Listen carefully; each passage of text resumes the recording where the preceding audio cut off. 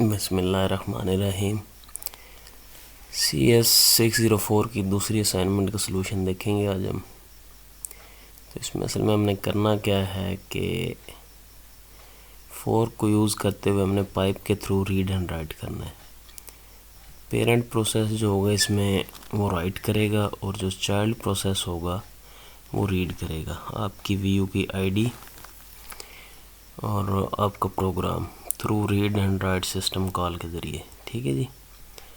और कुछ इस तरह का आपके पास इसका आउटपुट आना चाहिए। तो चलते हैं हम अपने यूबंटू की तरफ। तो जिसको नहीं पता कि यूबंटू को इंस्टॉल कैसे करना है या इसकी सेटिंग कैसे करनी है, वो नीचे डिस्क्रिप्शन में लिंक दिया हुआ है, आप उसको देख के वीडियो को और अपने वर्चुअल बॉक्स में यूबंटू को इंस्टॉल कर सकते हैं। तो यहाँ पे मैंने एक प्रोग्राम सैम्पल के तौर पर बना के रखा हुआ था, तो इसको हम चलाएंगे तो ये कुछ इस तरह का हमारे पास जो है इसका आएगा आउटपुट, ठीक है जी। अभी हम अपनी एक नई फाइल क्रिएट करते हैं और उसको दोबारा से लिखते हैं।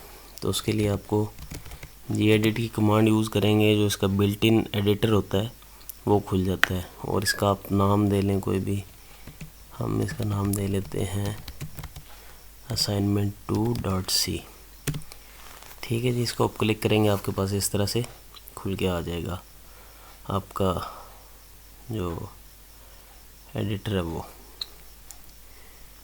तो इसको हम थोड़ा सा छोटा कर लेते हैं, मेरे ख्याल में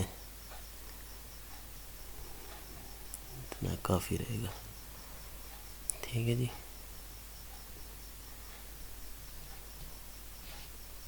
ताकि आपको नज़र आता रहे। चलें जी, कोडिंग स्टार्ट करते हैं। सबसे पहले हमने कुछ हेडर फाइल्स इंक्लूड करनी है इसमें। तो जो हेडर फाइल्स हैं, एक तो होगी unistandard.h, दूसरी होगी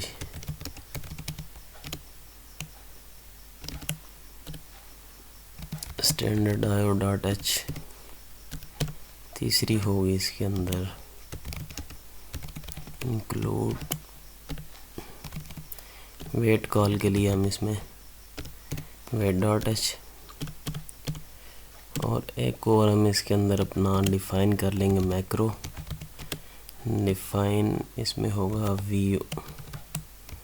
VU ID अंडरस्कोर प्रोग्राम, ठीक है जी। ये हम यहाँ पर डिफ़ाइन कर लेंगे जो कुछ हमारा ID और पासवर्ड होगा इसके अंदर 1473, और प्रोग्राम जो है इसका आपका होना चाहिए B। जो भी आपका प्रोग्राम है आपने यहाँ पे अपनी ID और अपना प्रोग्राम लिख लेना है, ठीक है जी। उसके बाद हम चलेंगे अपने मेन प्रोग्राम की तरफ। यहाँ से इंट मेन, और यहाँ से आपका जो है वो मेन प्रोग्राम शुरू होगा। आपने सबसे पहले डिक्लेयर कर लेने हैं पाइप अंडरस्कोर एंड। ये पाइप एंड मैंने इसलिए लिखा है क्योंकि जब भी हम किसी फाइल को रीड या राइट करते हैं तो पाइप के आपको पता है कि दो एंड्स होते हैं, एक इन और एक आउट, ठीक है जी। उसके लिए हमें ये पाइप चाहिए होंगे और ये दो होंगे, मतलब दो ही एंड्स होते हैं पाइप के, तो हमने इसलिए इसको दो डिक्लेयर किया। इसके बाद आप लिखेंगे इफ़, अब आपने यहाँ पे लिखना है पाइप, ठीक है जी। ये बिल्ट इन पाइप जो हम वो यूज़ कर रहे हैं। If pipe underscore end is equal to -1, अगर तो -1 होता है फिर हम क्या करेंगे, फिर हम इसको printf करवा देंगे और इसके अंदर हम लिख देंगे error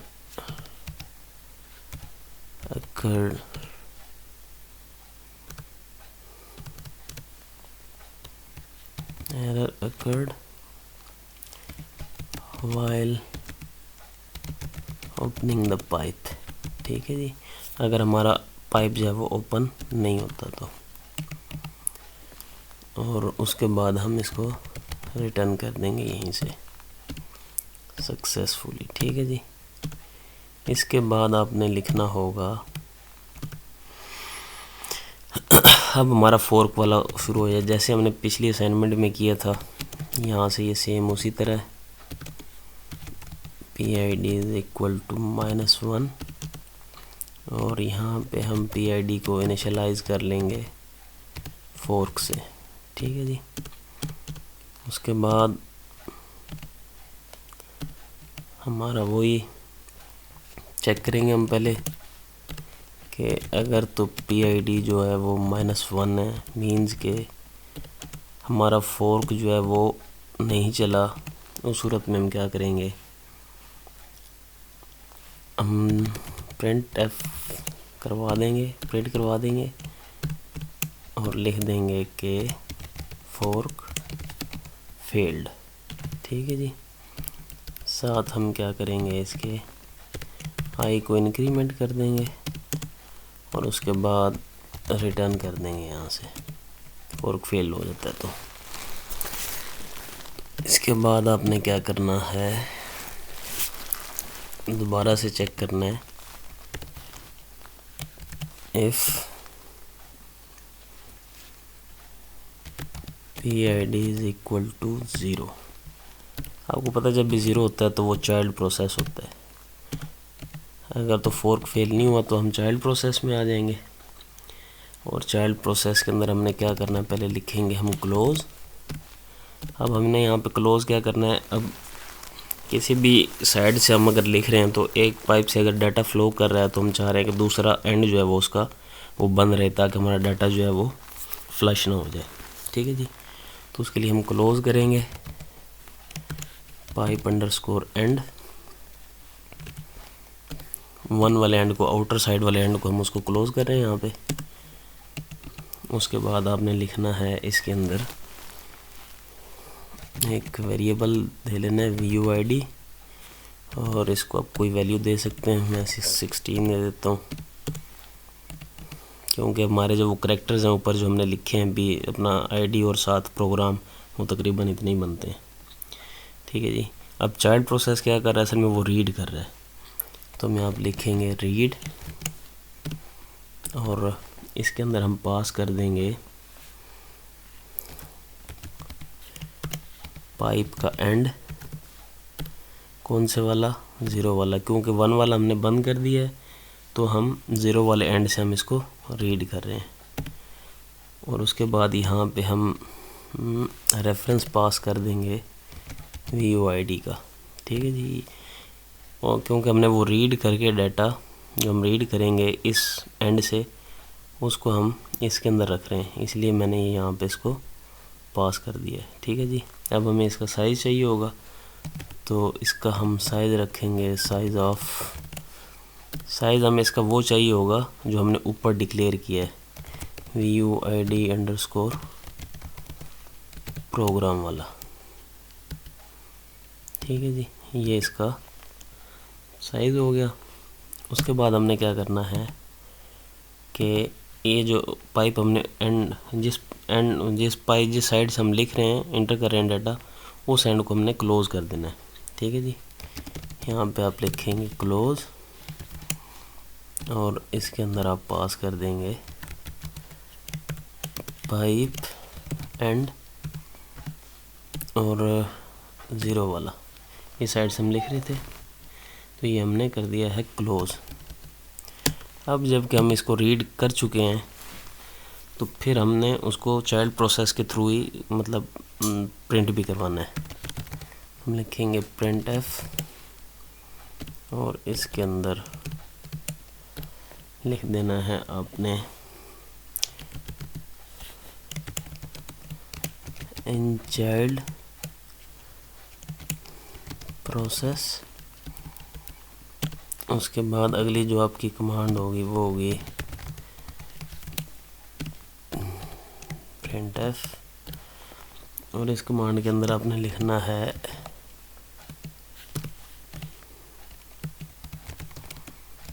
reading data through pipe in child process.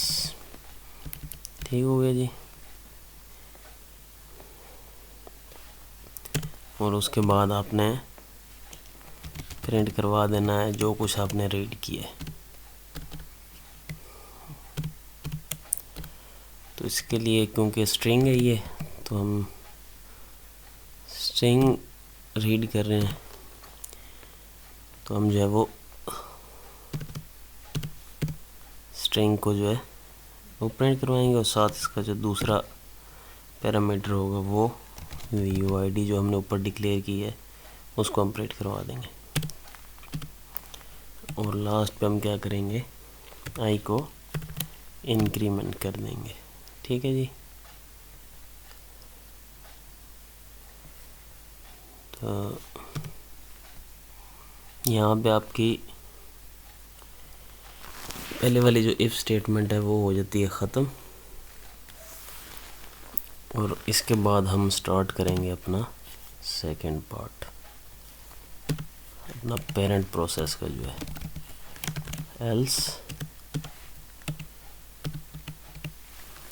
Else क्या करना है हमने, मीन्स के अगर चाइल्ड प्रोसेस जो है वो फारिग हो जाता है, फारिग तो मतलब बाद में ही होगा, लेकिन अगर वो क्रिएट नहीं होता पहले, तो आपने क्या करना है कि प्रिंट एफ, और इसके अंदर आपने लिख देना है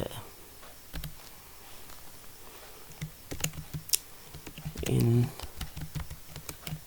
पेरेंट प्रोसेस। ठीक है जी। और इसके बाद लाइन ब्रेक्स दे लेनी है। लाइन ब्रेक्स देने के बाद आपने प्रिंट एफ और इसके अंदर आपने लिखना है writing the data through pipe in parent process. ठीक हो गया जी।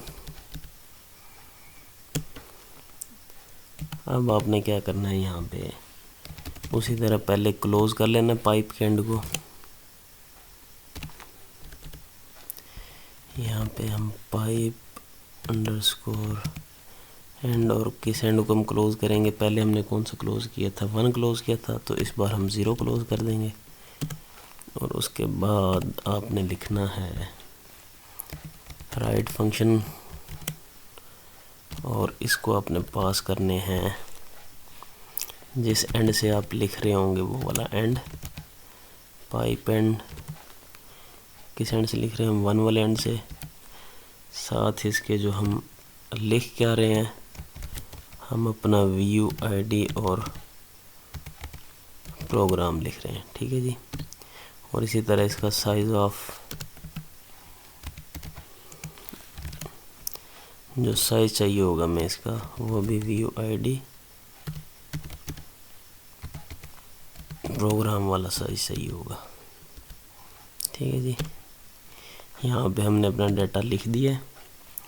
अब हम इस एंड को क्लोज कर देंगे, क्लोज पाइप एंड, जिस एंड से हम लिख रहे थे, कौन से एंड से, 1 वाले एंड से, इस एंड से हम लिख रहे थे, हमने क्लोज कर दिया। उसके बाद हम क्या करेंगे कि आई को इंक्रीमेंट करेंगे, और यहाँ पे हम कॉल करेंगे वेट को, और वेट को हम नल कर देंगे। ठीक है जी, ताकि हमारा प्रोग्राम जो है वो एग्जीक्यूशन में रहे। इसके बाद हमने क्या करना है, यहाँ पे रिटर्न 0 करके इसको बंद कर देना है। ठीक है जी। यहाँ पे इसको हम करते हैं सेव, और दोबारा जाते हैं। अब यहाँ पे हम कमांड लिखेंगे GCC असाइनमेंट 2.c, कन्वर्ट करेंगे इसको ऑब्जेक्ट में। इसका नाम हम असाइनमेंट 2 ही रख लेते हैं। क्लिक करेंगे और ये हमारी कंपाइल सक्सेसफुली हो चुकी है। तो अब हम अपने ऑब्जेक्ट को कॉल कर देंगे और ये आ गया हमारा, क्योंकि अभी मेरे ख्याल में कुछ लाइन ब्रेक्स जो हैं वो आगे पीछे हो गई हैं, वो हम सेट कर लेते हैं अभी। Reading data through pipe in child process, ये राइटिंग डेटा, ये हम देख लेते हैं कि हमने कहाँ पे गड़बड़ की है।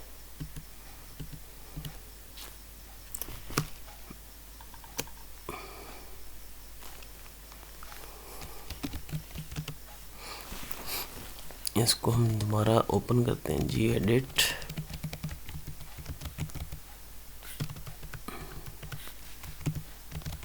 assignment2.c, ठीक है जी।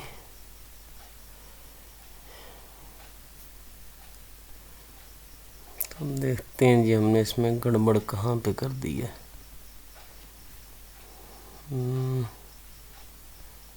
यहाँ तक ठीक है, ये भी ठीक है।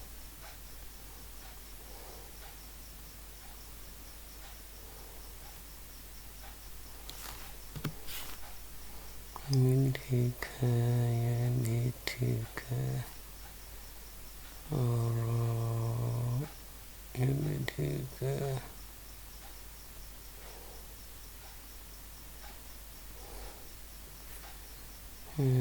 क्लोज किया हमने जीरो एंड को और प्रिंट करवाया, यहाँ पे हमने रीड कर लिया है।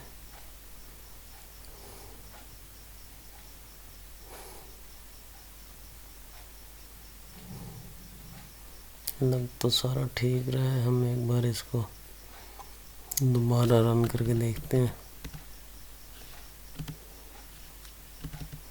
कंपाइल ठीक हो रही है, लेकिन ये हमें गड़बड़ उसी तरह दे रहा है।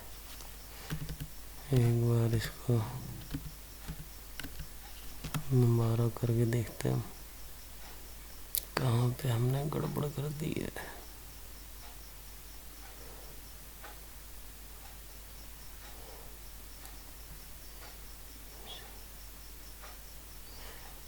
अच्छा, यहाँ पे और यहाँ पे हमने लाइन ब्रेक नहीं डाली थी, इसको हम सेव करते हैं अभी, और अभी हम इसको रन करके देखते हैं। ऑब्जेक्ट हमारी कंपाइल हो गई है, अभी इसको यस। तो ये जी आपका output. In parent process writing the data through pipe in parent process, in child process reading the data through pipe in child process. अभी भी एक लाइन ब्रेक हमारी जो है वो इन चाइल्ड प्रोसेस सही जगह पे नहीं है, यस यहाँ पे।